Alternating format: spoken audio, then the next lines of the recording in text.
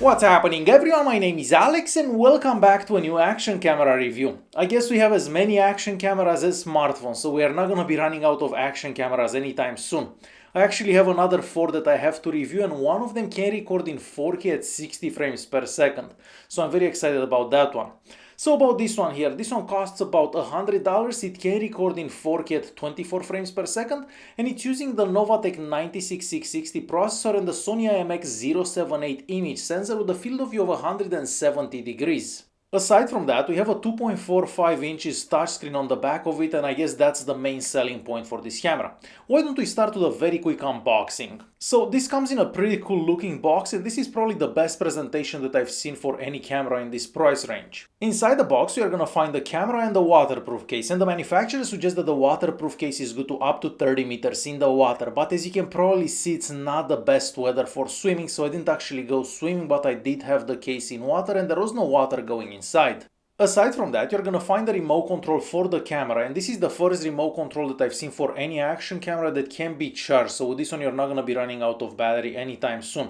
So basically you can start recording, stop recording and turn off the camera right from that remote control. There is also a user manual, and if you've never had an action camera, that user manual could be useful because it's got a lot of pictures and information. And lastly, underneath all that we have some mounts and stickers for the camera, but maybe not as many as I've seen for other action cameras in the past. Moving on to the action camera itself, so this is made out of plastic entirely. On the front we have an LED, the lens and a hole for the microphone, and we have one button on top, and that's the only button that we have available on the camera. So that's like the OK button and the turning on off button as well. On the left hand side we have the HDMI out and we also have the micro USB charging port, and just below those we have another hole for the microphone. And since we are talking about the microphone, why don't we check out some microphone samples that I've recorded with this camera.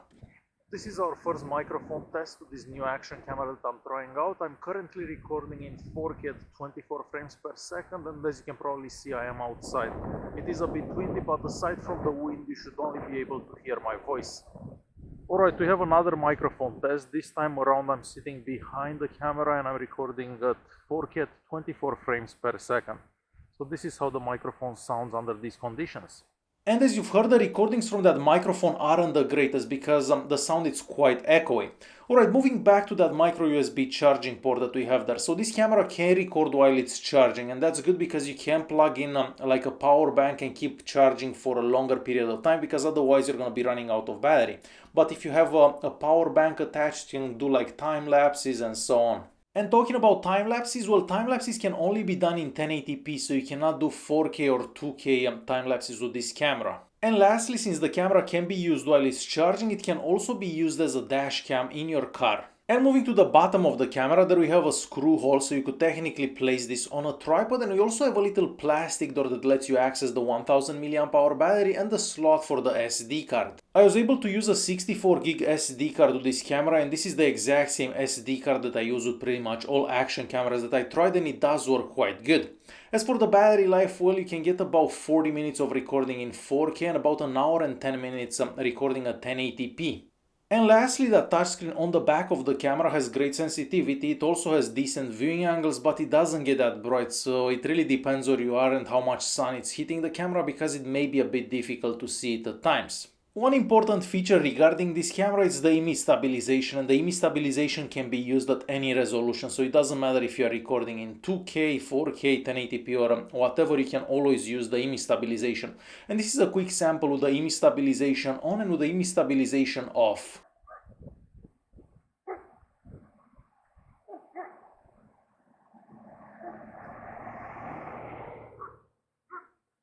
And as you've seen, the stabilization works good, but maybe not the best that I've seen on an action camera.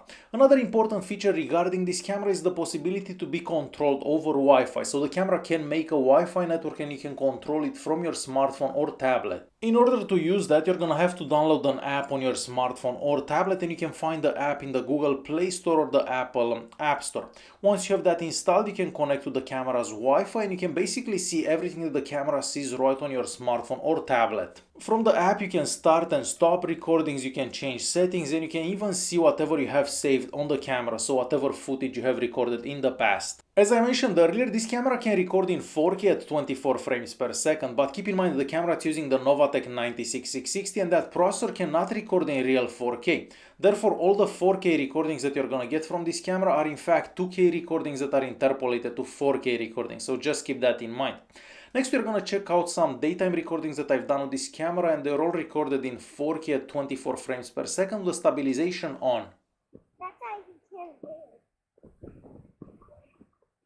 That's how why can we not do that?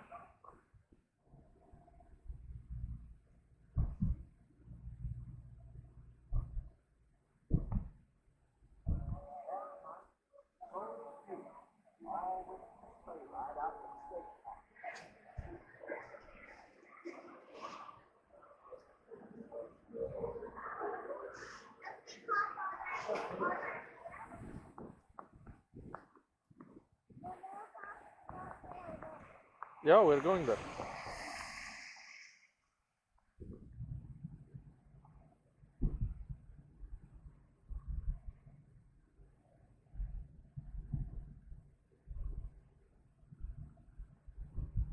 And as you've seen for yourself, the daytime recordings aren't bad, but they are far from spectacular, and they're pretty much the same as we've seen for other cameras using that Novatec 96660.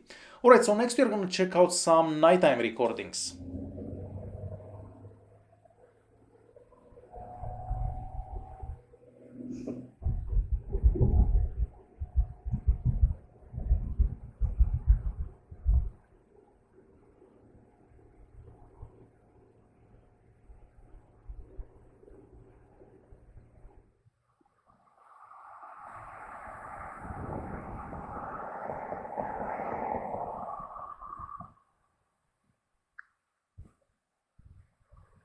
And as you've seen, the nighttime recordings aren't that spectacular, but I was kind of expecting that because we've had the same setup for other cameras in the past and they all do kind of the same. Now, the camera can also take pictures, and once again, if you have plenty of light, the pictures will turn out decent, but as soon as you don't have enough light, the pictures will turn out kind of blurry and grainy. But once again, that's very normal for any action camera these days. Using the camera, it's very simple. As I said at the beginning, we only have one button and everything is done on the touch screen. If you press at the bottom of the screen, you have access to all the modes available for the camera. So we have a normal video mode, we have a time-lapse mode, a slow motion mode, a picture mode, a car mode, and so on. Each mode has its own settings menu, so once you select a mode that you want, you can just press that settings icon to the bottom corner of the screen, and then you can change like the screen resolution, if the stabilization is on, and so on. And aside from each individual settings menu for each mode, the camera has like a general settings menu as well. So from there you can change the languages, the time, the camera has a whole bunch of languages available. You can format the SD card, you can turn the fisheye effect on or off, and so on. And it's time to conclude this video. So the video and picture quality are exactly as I was expecting, because I've seen the exact same setup for many action cameras in the past. Now I wish the microphone would have been a bit better because it is a bit too echoey for my taste, but other than that, it's exactly what I was expecting. Alright guys, hopefully you enjoyed this video. If you did like it, press that like button, don't forget to subscribe, and I'll see you in the next one. Thanks for watching.